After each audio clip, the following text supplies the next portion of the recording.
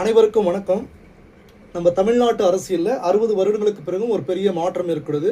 திராவிடம் இல்லாத ஒரு புதிய கட்சி வந்து 2 வருஷத்தில் தொடங்கப்பட்டு 2 வருடங்கள் ஆன காலகட்டத்தில் ஆட்சியை பிடிச்சிட்டாங்க. அது வந்து 108 சீட்டுகள் வாங்கி ஆட்சியை பிடிச்சிருக்காங்க. அது மட்டும் இல்லாமல் இதுவரைக்கும் இந்த 60 வருடத்தில் திராவிட முன்னேற்ற கழகமோ இல்லை அனைத்து இந்திய அண்ணா திராவிட முன்னேற்ற கழகமோ தன்னுடைய கூட்டணி கட்சிகளுக்கு ஆட்சியிலும் அதிகாரத்திலும் பங்கு கொடுத்ததில்லை. ஆனால் அவங்க கூட இருந்த இந்த கட்சிகள் விசிகா, இந்த கம்யூனிஸ்ட்டு, இந்த காங்கிரஸ் கட்சிகள் இவங்க எல்லாமே வந்து எங்களுக்கு ஆட்சியிலும் அதிகாரத்திலும் பங்கு வேண்டும்னு கேட்டுக்கிட்டே தான் இருந்தாங்க. ஆனால் வந்து இந்த திராவிட கட்சிகள் வந்து அது கொடுக்க முடியாது, தமிழ்நாட்டில் இதெல்லாம் செட் ஆகி வராது, வேணா நீங்கள் கூட்டணியில் இருந்துக்கங்க அப்படின்ற பட்சத்தில் தான் வச்சுட்டு இருந்தாங்க.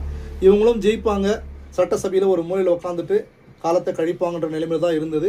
ஆனால் இப்போ புதுசாக ஏற்பட்டிருக்க இந்த அரசியல் மாற்றம், இப்போது ஜெயிச்சிருக்கிற தேர்தலில் ஜெயிச்சு வெற்றி பெற்றிருக்கிற தமிழக வெற்றி கழக தலைவர் திரு விஜய் அவர்கள் அரசியலுக்கு தேர்தலுக்கு முன்னாடியே வந்து ஆட்சியிலும் அதிகாரத்திலும் பங்கு தருவேன் என்னோட கூட்டணிக்கு வருபவர்களுக்குன்னு சொன்னாங்க.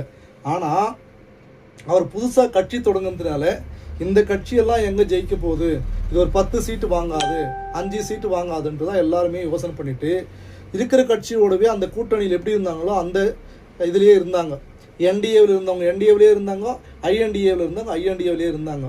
ஆனால் தேர்தல் அறிவிப்புக்கு பிறகு இப்போ ஒரு மாற்றம் ஏற்பட்டிருக்கு. என்னன்னா அவங்களுக்கு எதிர்கட்சியிலிருந்து வந்து இவங்கெல்லாம் வந்து ஆதரவு கொடுத்துருக்காங்க.